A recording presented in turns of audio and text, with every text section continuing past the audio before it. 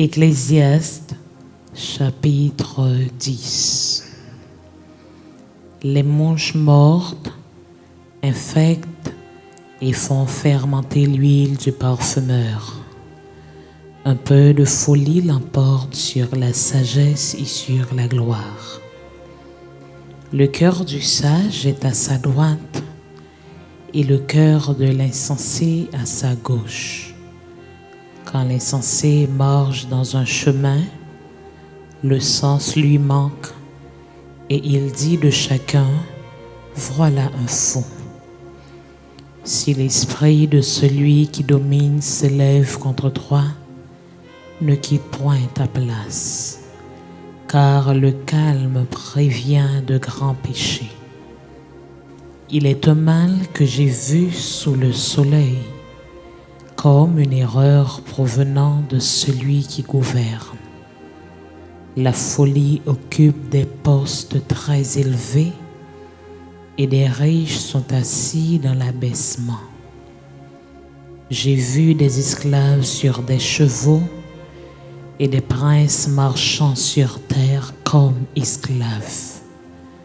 Celui qui creuse une fosse y tombera, et celui qui renverse une muraille sera mordu par un serpent. Celui qui remue des pierres en sera blessé, et celui qui fend du bois en éprouvera du danger. S'il a émoussé le fer, et s'il n'en a pas aiguisé le tranchant, il devra redoubler de force. Mais la sagesse a l'avantage du succès. Si le serpent mord faute d'enchantement, il n'y a point d'avantage pour l'enchanteur.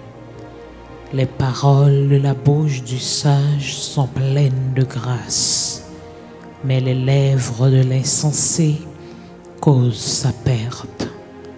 Le commencement des paroles de sa bouche est folie, et la fin de son discours est une méchante folie. L'insensé multiplie les paroles, l'homme ne sait point ce qui arrivera, et qui lui dira ce qui sera après lui. Le travail de l'insensé le fatigue parce qu'il ne sait pas aller à la ville. Malheur à Troie, pays dont le roi est un enfant et dont les princes mangent dès le matin. Heureux Troie, pays dont le roi est de race illustre et dont les princes mangent au temps convenable pour soutenir leur force et non pour se livrer à la boisson. Quand les mains sont paresseuses, la charpente s'affaisse, et quand les mains sont lâches, la maison a des gouttières.